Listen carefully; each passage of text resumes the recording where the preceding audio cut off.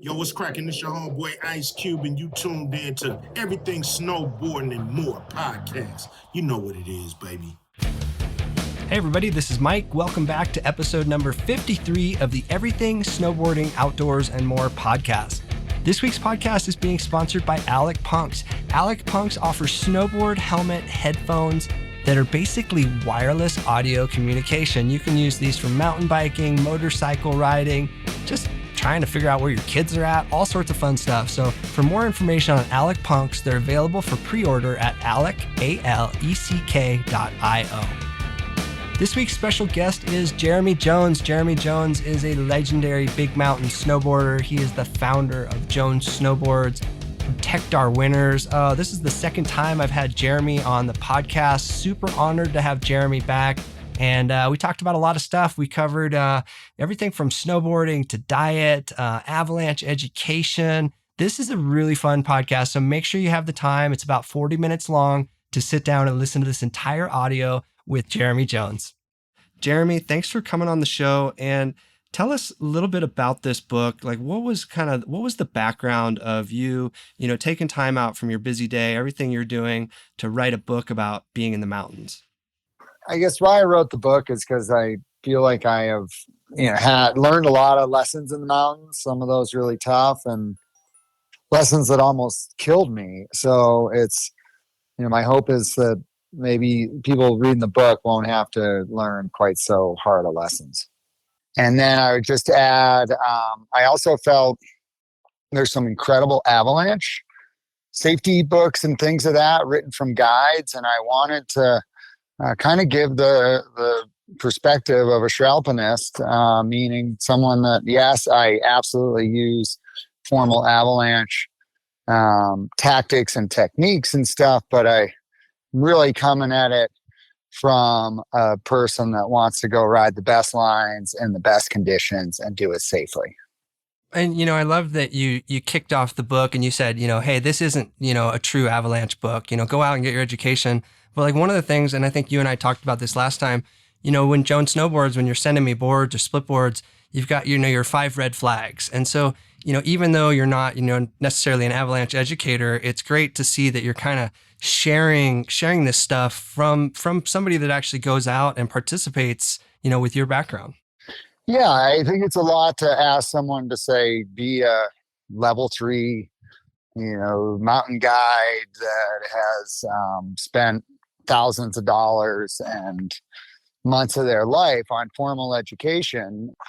And I would say I personally have built a protocol that I use that just stacks the deck in my favor. So, for example, the 5 red flags, it's on the sleeves of our jackets, it's on our snowboards, and it's just something, if you to have those 5 red flags just in front of your face on a daily basis, that will greatly reduce your odds of getting caught and killed in an avalanche. Now, that doesn't mean you can just walk blindly into the mountains, but you can, a lot of the stuff that my approach is built on is just stacking the deck in your favor. So, and trying to simplify this stuff, because the avalanche and studying snowpacks and crystals and snow pits and stuff, it's a lot. And so I guess just to dive into a snow pit, for example, because in an avalanche course, a 2-day avalanche course, 40% of that's about how nice your snow pit is.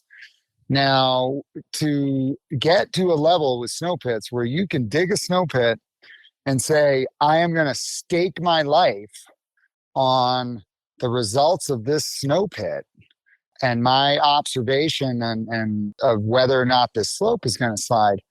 I mean, that is a really complicated thing. And of course, that's not, that's just one data point, but I think it's a data point that, maybe you spent too much time on in an early avalanche course. That makes total sense. You also talk about Craig in your book, The Art of Shralpinism, and it was kind of interesting how you mentioned kind of not making the cut for the Olympics, and then all of a sudden you find yourself out free riding with Craig, and like this free riding wasn't really a thing then. Now you're kind of the face of free riding. And if we look back at snow science, at that time, Craig Kelly was probably the snowboarder that had the most education of any splitboarder out there. I mean, I think there's maybe a couple guys up in Canada that, Joey and a few of those other guys, but really, I mean, Craig was like the top of the top, and he still ended up dying in an avalanche. And so even if you know everything and you're doing the pits, I mean, you're still out there playing. There's a variable that we just as humans can't fully ever control.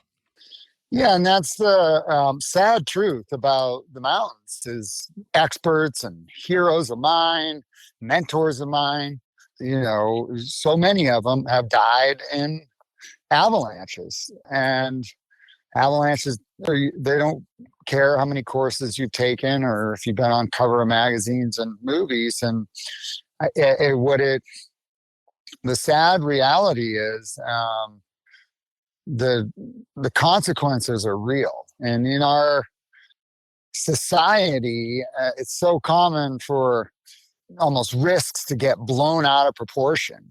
But when it comes to the backcountry, man, we cannot overstate the severity of the dangers out there and the fact that one bad call can erase a lifetime of good calls. For sure. And how do you manage, business and pleasure? Say you're out in the backcountry and you're doing something for Jones Snowboards, and, you're with a bunch of friends and you've got a good crew, you've got all your Jones athletes out there, and then you also have a film crew out there. Does it get hard, if there's the pressure of trying to get the shot or the social media aspect? I know a lot of our listeners, they're Instagrammers, they're people that are trying to get content. And it seems like people push a little bit farther and a little bit farther. And then with what you do, you are the face of Jones Snowboards. So is it sometimes hard just to kind of balance that business pleasure? And then at the same time, do you ever have to back off, or have you had to back off the whole group saying, you know what, I know we're out here filming and I know we need to get the content, but hey, something's not right. Let's come back and do it again tomorrow. Well, I've been making movies in the mountains a lot with my brothers and the Hatchet brothers. They're going over 25 years now. And so that's a lesson you are forced to learn, often the hard way. Hopefully it doesn't kill you or you don't get seriously hurt, but you learn that pretty quick look, don't get caught up in the moment. Don't get caught up. This is the last day of the trip. Don't get caught up in it's sunny and you ride this line and you're going to be a hero. Those are hard lessons to learn, but I've done it enough. And so the other thing, it's about the crew. I've worked with a lot of different film crews, and there's a reason why so much of my work was with the Hatchet brothers and my brothers, because we knew it was our atmosphere out there was always, for example, if I called over the radio and said, man, I don't know, I'm not feeling it. And this could be a minute before we're getting ready to drop in. And we put weeks into this line. And if that radio call on the other side is not good call, dude, totally get it, let's bail and, we'll reevaluate another time, maybe tomorrow's the day. So that's a super critical aspect to it. And then when it comes to backing off a line, or I guess another really good way to kind of get there is how you frame going into the mountains and the language you use. We never say we're going to go ride the Widowmaker today. It's always, man, we've been building up to this thing, and maybe today is the Widowmaker going to be in. And so when it comes to climbing a line, we are all on the same page of we need to turn 20 no's into 20 yeses. And if we win the lottery today, it's almost out of surprise where you're like, holy shit, I can't believe we just had 20 green lights and we're on top of this thing. So it's always having half a foot, out the door and ready to turn around. And then it goes into, when was the last time you've turned around? I keep track of that. You have to practice that. So maybe things are getting a little weird. And it's like, you know what? We haven't turned around in 2 weeks. We're out of here. And so just having everyone's intentions before the day even starts to everything's a maybe today is absolutely critical. Oh, that's great. And it seems like it's more about the actual experience. Like you guys are going out there, maybe you get the shot, but it's not like the pressure, like we have to ski this line today. And I think a lot of times people, I mean, I see it here in the Tetons. I'm going to ski XYZ line next Saturday because that's the day I have off. And it's like, well, what happens if the conditions aren't there? Like that's something I mean, the night before you might have green light, you get out in the field and all of a sudden you're like, I'm not feeling it. And so it's great that you were able to have that communication, with the Hatchet brothers, and then especially with your own family, with Todd and Steve. Let's switch over. I was going to ask you about Kai. Recently, Kai's your nephew. Recently, Kai got injured skiing. What's that looking like for Kai, and what kind of recovery do you see him as a young athlete, especially with the support of Red Bull and TGR moving forward? Well, really unfortunate situation with Kai. I mean, he hit an air, of magnitude and size that I've seen him hit 4 of those in a day in December. I mean, so very much in his, not this crazy daredevil type stuff, in his wheelhouse. And it just coincided with that age. I now know, I have another friend who's Kai's age who had a growth plate issue, similar injury to Kai's and stuff I'd never heard of. So unfortunate event for how severe the injury is, and the fact that he was bedridden for so long. But Kai, we stayed close through it, especially at the beginning. And I told him the same thing I tell everyone is, there's really 2 things. One, it's your turn, meaning we all get injured. And 2, never waste an injury. And Kai wrote that on his kind of rehab board and just dove headfirst into rehab. And without doubt, I mean, he's just been all in on this injury. He's had a very inspiring attitude towards it. There were certainly tough days. I mean, he couldn't even roll on his side in his hospital bed for a couple weeks. And so it's been incredibly hard, but he is walking and he's actually, there's some incredible healers in the Tetons. This guy, Jeff Archibald, who I actually grew up competing against, has been instrumental, and he's kind of built his healing ecosystem, which is critical. And without doubt, this has been a life-changing event for him, and in a really positive and inspiring manner. Yeah, it's great to see the progression that he's making. And, one of the things I reached out to him again and I said, same like you did. Hey, it was just a matter of time. Like now it's like this is where the real stuff happens. It's not a matter of like what happens to you. It's how you recover through this. And then all of a sudden I ended up breaking my fibia toward the end of the ski season. And I see Kai in medicine wheel, and all of a sudden he's in the anti-gravity treadmill. And I'm like, this guy, I just heard he was being hellied out of the backcountry, and his progression now, working with Jeff and working with Francine Bartlett and the whole medicine wheel team, it's just been so inspiring.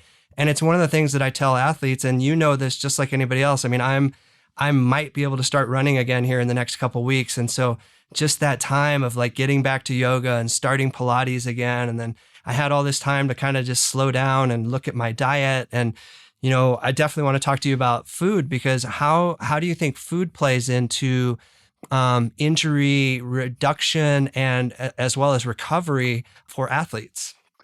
Yeah. I mean, I think food long-term is really important. I mean, as a kid, I was on the pro tour, and we were living out of cars and subsiding on 99-cent Whoppers and, just eating like shit. And it seems like kind of you do that for a little while, but over time that stuff really catches up to you.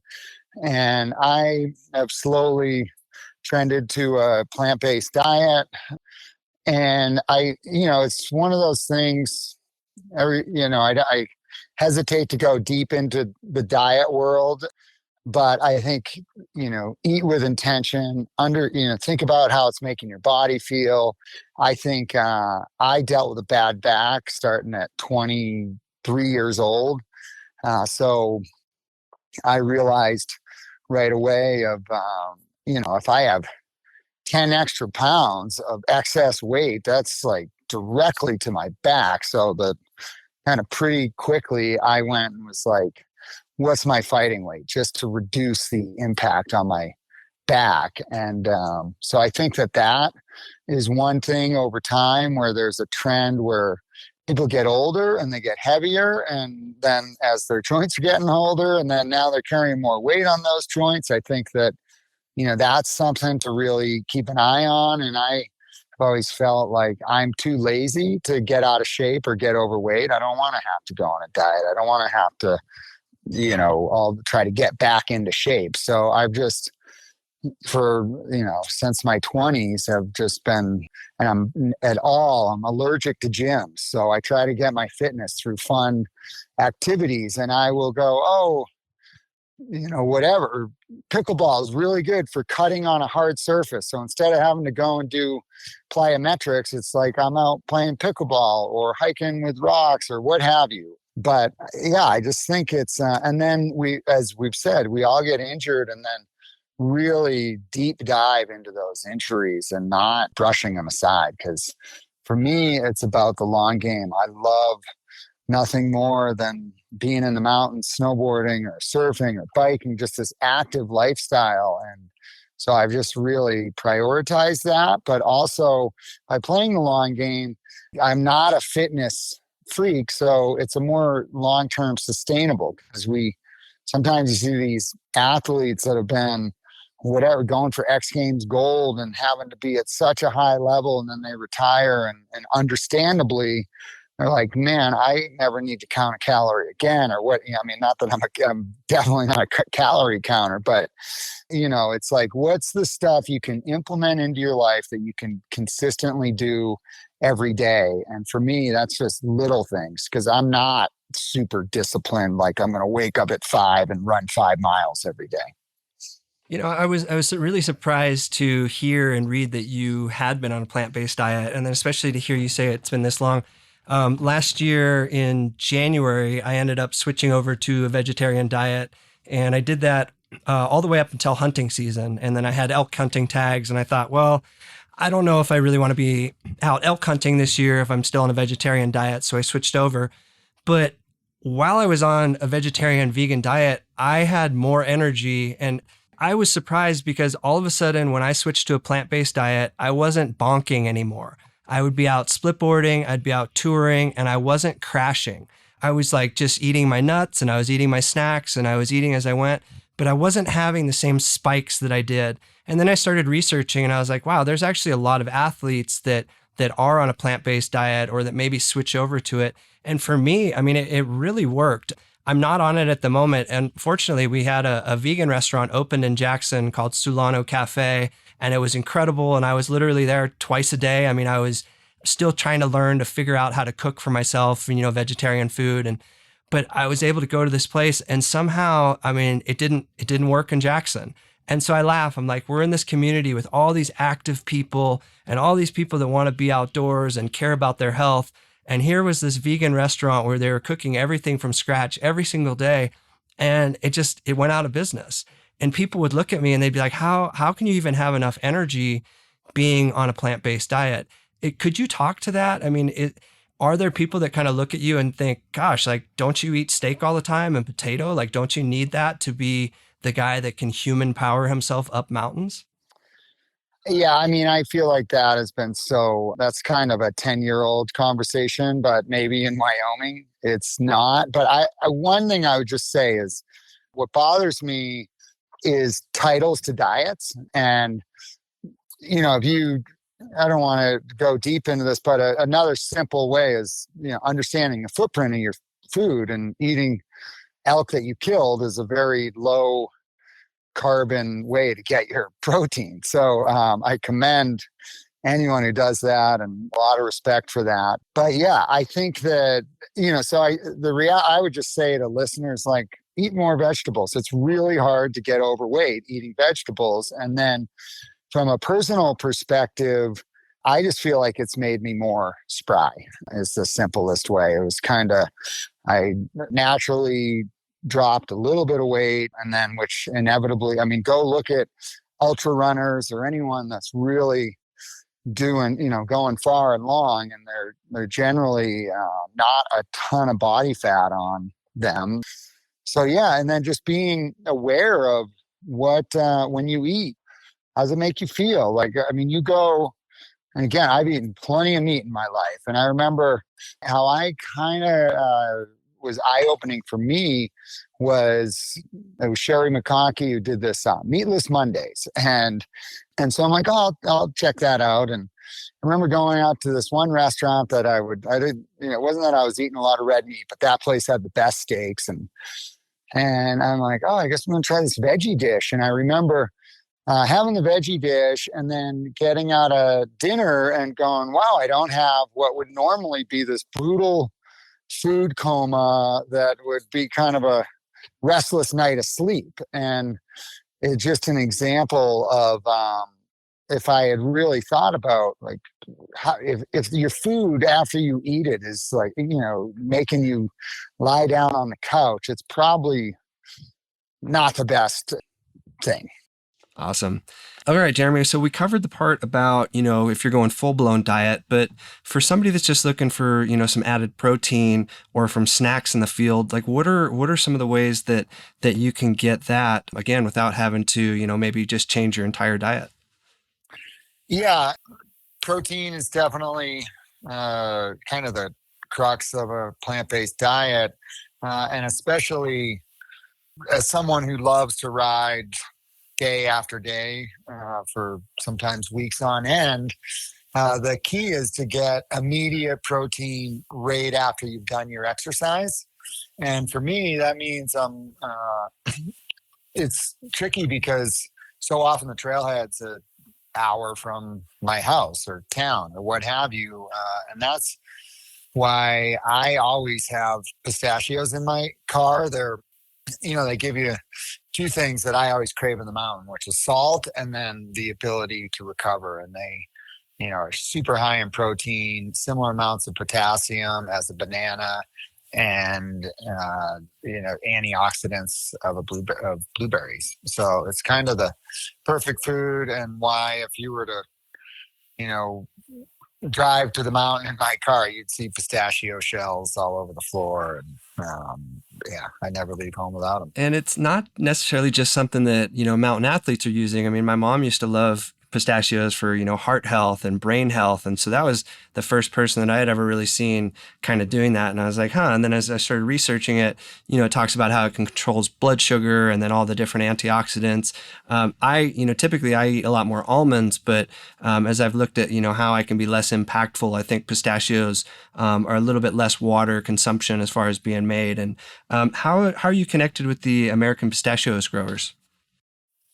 So I got connected with them a while ago at an event. It was a media event, and there was a bunch of different booths, and I immediately went and shook them down for pistachios because, it's my favorite nut. And then one thing led to another, and I've been working with them for close to maybe a decade now. And you mentioned that you have pistachio shells in your truck or in your vehicle. So do you prefer the actual shelled pistachios versus just like a bag of just ready to go ones? I mean, they're both fine, but there is something about just the process of deshelling them. And but I'm not picky, but they are in my mind. I'm not also crazy about taking vitamins or pills or anything. So I do think of them as a daily vitamin just because of how nutritious they are. Totally. Okay. So we've talked about your diet. You're not in the gym. You're out playing pickleball, you're split boarding. What are some of the other ways that you're... I love the pickleball. Yes. Well, I say pickleball because cutting, that's the one thing as us, because I mountain bike a shit ton. I surf, I hike, I do all these things. But the hardest one to get is that lateral explosive cutting. So I've always, thought about those, whether it was soccer or whatever, getting that lateral cutting through sport opposed to having to do plyometrics in a gym. And then what about a stretch or a yoga routine? Do you bring a yoga mat with you, or in the morning, do you wake up and every day make sure you stretch out, or is it kind of on a as needed basis? Great question. I have a really simple morning routine, again, out of laziness, because if it was too hard, then I'd talk myself out of it. And so that consists of rolling out on a foam roller, some planks, some bridges, some basic stretches, but it's really anywhere from 3 minutes to 5 minutes long. And so I think about this stuff as compounding returns. And we've heard Warren Buffett's version of that. But I think in life, you can have the same thing where 3 minutes a day means nothing. Meaning you do that once, you're like, whatever. You do that for a year, 5 years, 10 years, and all of a sudden those 3 minutes a day have a massive impact on how you are, a decade later. And then it's the same with the mind. Like I read every night, and it's rare for me to read more than 10 pages. But if you look at my bedside nightstand, because I do it every night, I read a lot of books every year. And again, 10 pages once doesn't do anything, but consistently doing that. It's the same with why I write. I probably, write 4 days a week, and same with art. And it's all just stuff to open my mind, as my dad would say, get on the other side of your brain and let it take you for a ride. It's about the process. And so when you go into art with that, like with this book, I never wanted my art in it. And I never in a million years thought I would have art in this book. And I got talked into it, and we used it kind of in the margins to add some color, and I was at peace with it. But I've never, we put art on boards all the time, and they're like, why don't you put your art on? It's like, I'm not trying to be an artist. I just do it for the process. Oh, I love it. I kind of touched on it earlier, but so tell us, let's backtrack to when you were trying to get into the Olympics. And all of a sudden, Jeremy Jones, the guy that we know as, the number one free rider, one of the fastest snowboarders in the world, you didn't make the cut for racing to get into the Olympics. And then you ended up getting to go free ride with Craig. How did that shape who you are? Because there was a quote in there that you said something about Craig wanted you guys to you went up early one morning and you just watched the sunrise and you didn't say anything. And I'm thinking, this sounds like the kind of stuff that you're doing with people now. Well, that makes me happy I've never thought that, but I do definitely get people up early in the morning and watching sunrises. And I like to say, words never spoken, I wish I slept in, as someone watches a sunrise from a mountaintop.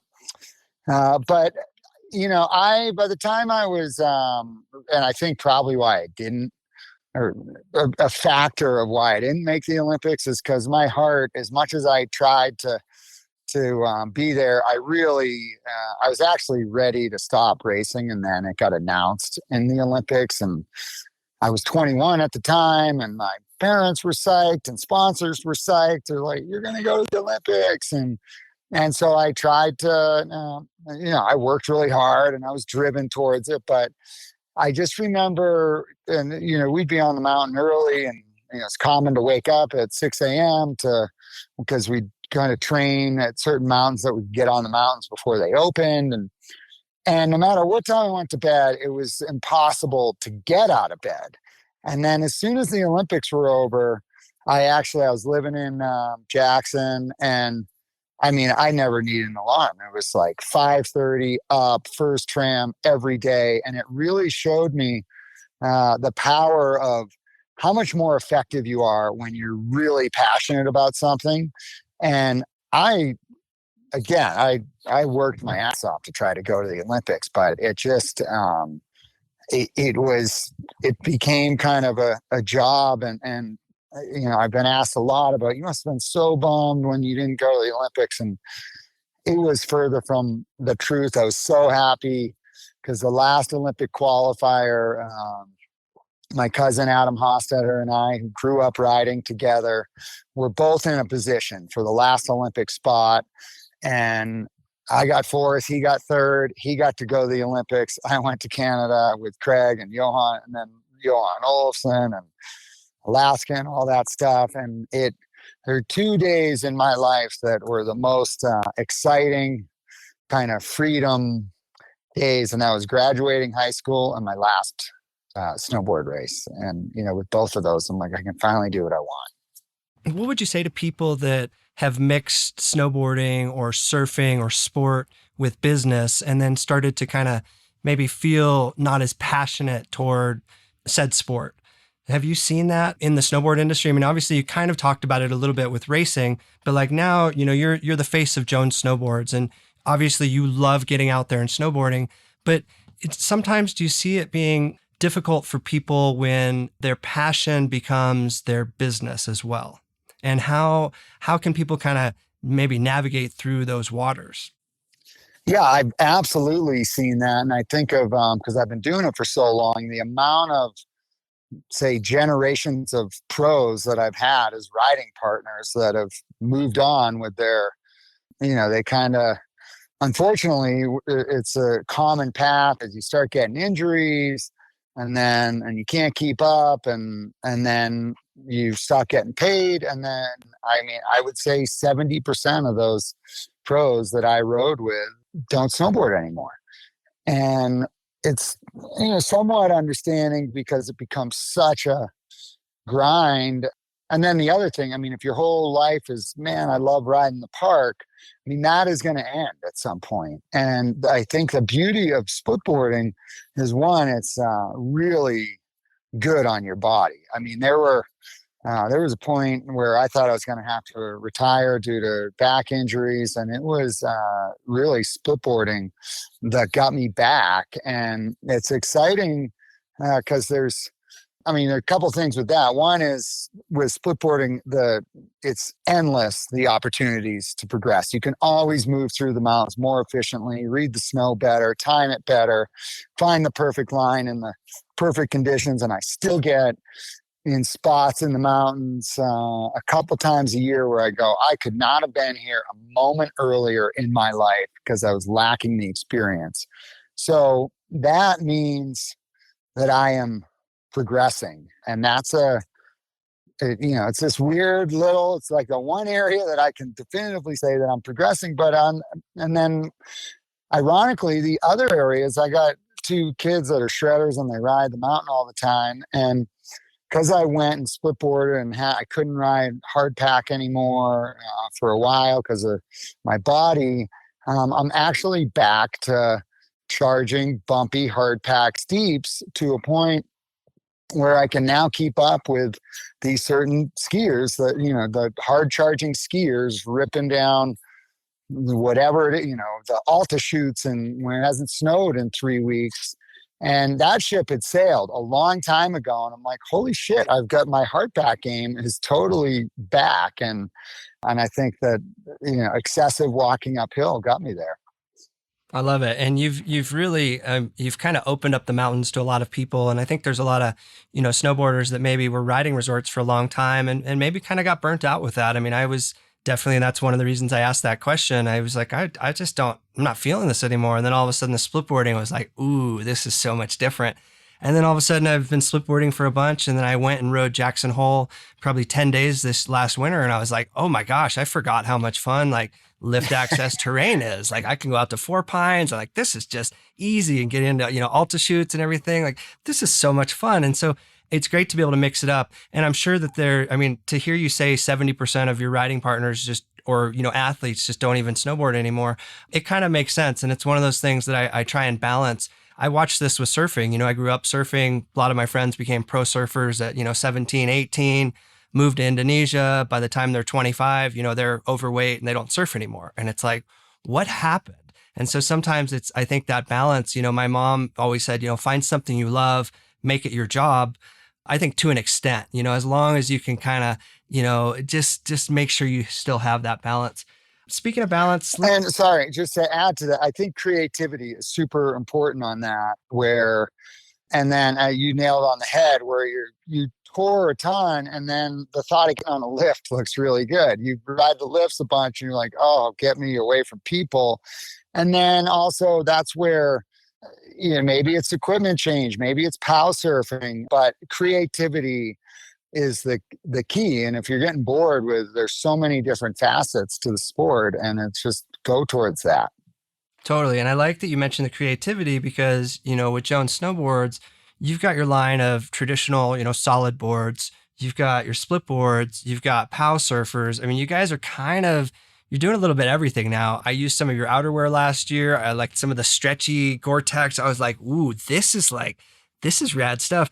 Tell us some of the cool things that are in the works right now for Jones Snowboards. I just saw an Instagram post that you had a board. I don't even know what model it was. And it kind of had a pointed nose, kind of reminded me of the slash shapes. And I like that. I mean, obviously you're out there, you did the whole line with the Surf Shaper, and you guys, you were the Mind Expander. I mean, you've come out with some shapes that are fun. They're creative. It just seems like it's a different way of exploring the mountains. And can you tell us about some of the new stuff that's coming down the pipeline for Jones for next year?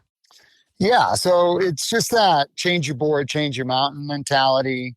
There's also with the high Avi danger, for example, we have, speaking of this Chris Christensen Storm Chaser board, you're talking about it's a surf rocker of Christensen's fastest gliding surfboard, and we built it into this snowboard. And I bring that up because that board makes 20 to 30 degree POW so much damn fun.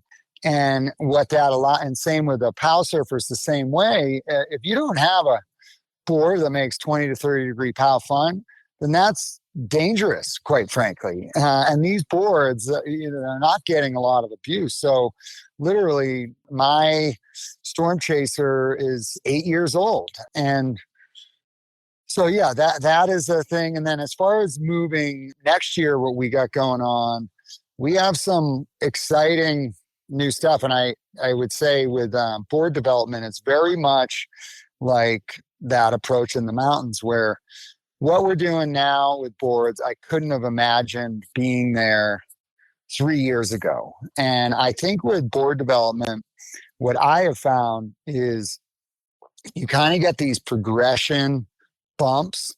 And Rocker would be an example that came along, 10, 12 years ago. And it first comes out and you're like, well, there's a whole new feeling going on here. And then you refine that feeling and you start figuring out how to work with Rocker the right way. And you get a bunch of progression, and then you're fine tuning that progression. And what we have going on right now is we're learning how to work with camber in a manner where you get the benefits and the edge hold and the snap of camber without the downside, which was a real sticky nose and tail that you had to fight to keep above crust or whatever, catching on a sharp transition or a mogul or what have you. And so that's been a really exciting place, and having these 3D spoon mixed in there with it is kind of taking the bite off of those really forward contact points. So yeah, the board, we have 3 new boards coming out next year, 3 new models, which is the Free Carver, which is a mix between a race board and a free ride board, the fact that, that's the board I've ridden more than anything this year. It's one of those scenarios where if you told me that 3 years ago, I'd be like, you're crazy. I'm not riding a board like that. We got the Butterfly, which is this really compressed shape, but again, a long contact point. So I'm riding a 154 that rides every bit like my 161 would in that size. And then we have this new hovercraft, which has been a staple in the line from the beginning. And that's a whole new shape. And we got channels in the bottom and all this stuff. But what's really excited about that board, because at Jones, we look at innovation on, yes, there's, performance, but also we want to evolve with durability and sustainability. And this board, this new hovercraft 2.0, we are taking old snowboards and have figured out a way to implement and get those back into this new board with this new construction. And that's in this new hovercraft. So upcycled snowboards, which is a dream.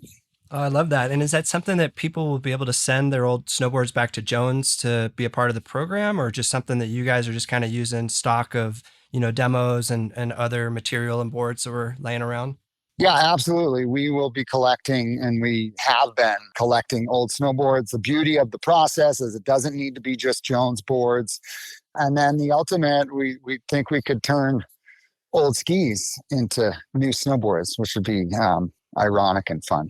I love that. It's something that the industry doesn't talk about as much. I think every pair of skis or snowboard that was ever built is still in existence. You can't throw a pair of skis or a snowboard in a landfill and expect that Mother Nature is just going to somehow disintegrate that board. I mean, there's too much stuff in there. I mean, all the material and everything. So the fact that you guys are doing that, and I know over the years you've worked on your manufacturing and you've been very conscious about, where the boards are being made and, where the boards, the shipping and where the materials are from. And even being upfront saying, hey, like we try and do this as much as green as possible. And we want to be as environmentally friendly as we can. But like at the end of the day, we still are manufacturing something, and we're manufacturing snowboards. And so to hear this kind of green component or the upcycled, that's something that it seems like Jones is one of the innovators right now in the industry. I got just a couple more questions. So say you decided to design a board today, you go out, you're riding with people and you've got these ideas and you start sketching it up. How long until you can get an actual board back from one of the Jones factories that you can put onto snow? Obviously we're not as quick as like was the Surf Shaper where they can just get out there and, but like what's the kind of the timeline for when you're having new ideas or shapes? Does it take, 6 months, a year? What kind of window is that? Well, I mean, the whole start to finish of new board idea to new board is, I'm always tinkering on these things, and some take many years and some go nowhere. And so we're really cognizant of, is there a spot in the line for this board? Is it bringing a new feeling? Or are we going to take another thing I'd love to do is innovating new models like this new hovercraft. Is we put a lot of, instead of just a new model, we innovate within the line. And so, I mean, it's a couple months for sure, but it's more and oftentimes years this butterfly, for example, this split board. I mean, we've been tinkering with that thing for years because we don't sit around and go, we need a new board because the customer demands a new board. It's more, hey, let's go and explore some of these concepts. And if we get them to a point where we think that it's bringing something new and innovative, then they come out. And so we go down a lot of dead end streets on that. And it's not until we, really get something far along that we are like, man, people need to experience this, that we bring a new model out. And that generally takes many years. Well, Jeremy, the boards that you're putting out are incredibly fun to ride. I think all snowboarders are really enjoying that. Do you guys see Jones ever doing skis? Is that something that has been asked of you guys over the years? I wouldn't rule it out. It would be one of those things where if we feel like we can bring something new to skiing, then absolutely we would go there. And we've had our hands full with snowboards and recognize that there's so many really good skis out there. So, that's a kind of a bold cliff to jump off. But, that again, if we felt like the combination of how we manufacture and the shape and material layup was something new in skiing that we could bring, then that could happen in the future. Yeah, and the reason I asked is I finally tried your mercury binding, your snowboard binding, and I was floored. I was like, I for years you guys had been asking me to try it. I was like, it's whatever. It's just a Jones binding. Like I'm not gonna. Totally. Like, why would I do this? And then I'm like, holy shit, this is like my favorite. Like this rides the way I want, super surfy, like that now flow. And I was just like, this is incredible. And again, to see you guys doing the outerwear. At first I was like, oh God, like I don't want to see Jones just throwing out outerwear. And then it was like actually the kind of stuff that I'd want to wear. And that's That's why I was like, okay, like these guys are obviously athlete and rider driven. So kind of whatever you guys get into at this point, it seems like obviously it's for a need. It's to make something better. It's not just like, hey, like let's try and get another SKU. Let's like, how do we get some more sales? I mean, it was always, when you left Rozzy and started Jones, it was like, holy cow, like this guy, I mean, it seemed like you had it so good. And then now it's like Jones Snowboards is really one of the faces of the snowboard industry. So to see this transition over the last 10, 15 years, it's just been incredible. I look forward to chatting with you again, Jeremy. I mean, we always touch on a bunch of cool topics. Thanks for talking about, the diet today and just your history in the mountains. If people are interested in your book, The Art of Shralpinism, where can they pick up a copy? You can definitely, the local Jackson bookstore, you can get it online, mountaineers.org or wherever you get your books online. There's audio version of it. But by and large, I would say support your local bookstore. If they don't have it, tell them and they can get you it. Awesome. Well, Jeremy, thanks again. I look forward to having you out in Jackson. I missed you this year. I was waiting for you guys at an event, and I think you went and did a late Four Pines lap, and we're a little late getting back, so I didn't get to catch up with you. But I'm glad we got to do this, and wish you the best on everything. And just really excited for anybody out there. If you haven't ridden a Jones board, you're blowing it. Make sure you try one. I think you're really going to enjoy it because, again, you can tell when you ride it that like snowboarders are building these for snowboarders. And in turn, that seems to really work. So thanks again, Jeremy. Really appreciate it. Always a pleasure. Appreciate the opportunity and look forward to seeing you in the mountains. Right on. Thanks again, Jeremy. All right. All right. Talk to you later. Thanks again to Jeremy Jones for coming on the podcast. That was just a blast to talk to Jeremy. Can't wait to do it again. And once again, this week's podcast is being sponsored by the Alec Punks headphones. These are wireless audio communication for using on the mountain for skiing, snowboarding, mountain biking, basically anything that you want to do to communicate with people through wireless audio. Definitely check out Alec, ALCK.io.